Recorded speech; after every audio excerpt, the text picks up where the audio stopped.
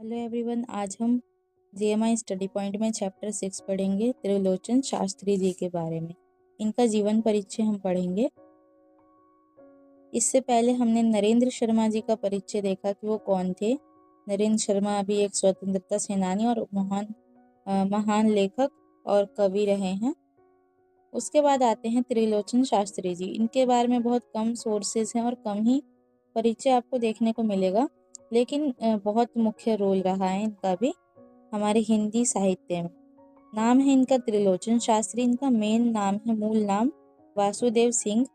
जन्म इनका 20 अगस्त 1917 में हुआ। जन्म स्थान चिरान पट्टी नाम के गांव में सुल्तानपुर उत्तर प्रदेश में हुआ। मृत्यु इनकी 9 दिसंबर 2007 में हुई। पिता का नाम जगर देव सिंह था, माता का नाम देवकी देवी और पत्नी का नाम जयमूर्ति देवी। पत्नी का नाम जो है साहित्य में और सार्वजनिक जीवन में बहुत कम ही लिखित मिलता है इनके बारे में। और भाषा जो है ये बहुआयामी थे, बहुभाषावादी लेखक हैं ये। क्योंकि ये जो त्रिलोचन शास्त्री जी जो हैं, इन्होंने बहुत सारा साहित्य लिखा, बहुत ज़्यादा तो नहीं, डायरीज भी लिखी और रचनाएं भी की, जिसमें सरल भाषा, गांव की सहज और ठेठ ग्रामीण भाषा, हिंदी, संस्कृत सरल सुबोध, संस्कृत निष्ठ भाषा, अरबी, फारसी, उर्दू, सब तरह के भाषाओं का इनको ज्ञान था। ये बहुभाषी कहलाते थे और बहुत ज़्यादा टैलेंटेड थे। इनका जो पेशा है, जो वर्क रहा है, प्रोफेशन, वो मेन तो इनका कवि, लेखन, संपादन और यानी पब्लिश करना, और पत्रकारिता यानी जर्नलिज्म, साहित्य, ये सारे इनका पेशा रहा है। नागरिकता इनकी भारत की रही है। इनकी जो रचनाएं वैसे बहुत सारी है, कुछ ही मैंने यहाँ लिखे हैं।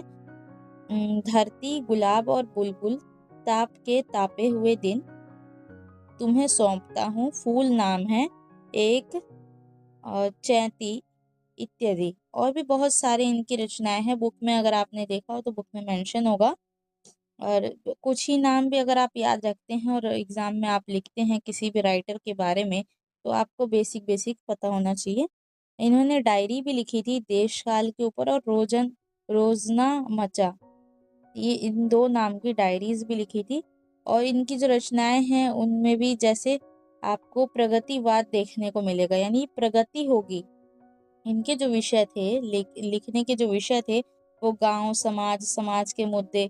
अब यहाँ पर ये इन्होंने क्या किया था, गांव से लेकर शहर तक इन्होंने सारे विषयों पर लिखना शुरू कर दिया था। पहले क्या था, भारतेंदु युग में कि वो अंग्रेजों के काल के बारे में था, राष्ट्रीय चेतना के बारे में था। उसके बाद द्विवेदी युग में भी वही चीजें थी, थोड़ा सा खड़ी बोली का विकास होता गया। छायावाद में रहस्यवाद देखने को मिला हमें। उसके बाद छायावाद के बाद आपको प्रगतिवाद, प्रयोगवाद, ये सारी चीजें देखने को मिलेगी। तो प्रगतिवाद जो आया है, इसमें शब्दों में और विषयों में, यानी सब्जेक्ट में, टॉपिक में आपका बहुत ज्यादा प्रगति हो गया, तरक्की हो गई है। अब जो लेखक हैं वो पुरानी मतलब लोगों की दुख दांस्ता के बारे से हटके, दुखी बातों से हटके और भी नए नए चीजों के बारे में लिखना शुरू कर दिया। मनोरंजन के बारे में, लोगों के लिए हास्य लेख लिखने शुरू कर दिए। बहुत ज्यादा ज्ञान की बातें हो और अलग अलग शैलियों में लिखना शुरू कर दिया। तो इसलिए इस युग को प्रगतिवाद कहा। और जो जयशंकर प्रसाद जी जो हैं, और सुमित्रा नंदन पंत हैं, महादेवी वर्मा जी हैं, सूर्यकांत त्रिपाठी निराला जी, ये जितने भी हैं, ये सब छायावाद के बाद ये कवि आते हैं। छायावाद के प्रमुख और मुख्य कवि कहलाते हैं। उनके बाद बहुत सारे ऐसे शुभ मंगल सुमन जी, बहुत सारे ऐसे लेखक रहे जिनकी वजह से हिंदी का बहुत ज्यादा विस्तार होता चला गया और हिंदी को लोग पढ़ते चले गए और खड़ी बोली का विकास भी होता चला गया। उसके बाद लास्ट में त्रिलोचन शास्त्री जी का प्रगतिवाद में नाम आता है। तो यहाँ पर त्रिलोचन शास्त्री जी का परिचय यही था। और इन्होंने अलग अलग विषयों पर लिखा, कुछ पुराने विषयों से हटके नए नए विषयों को चुना, इसीलिए इनका नाम फेमस है।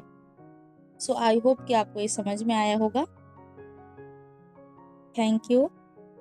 चैनल को लाइक और सब्सक्राइब कीजिएगा और शेयर कीजिएगा, क्योंकि जीएमआई स्टडी पॉइंट का मेरा मेन मोटिव ही यही है कि सबके पास नोट्स पहुंचे।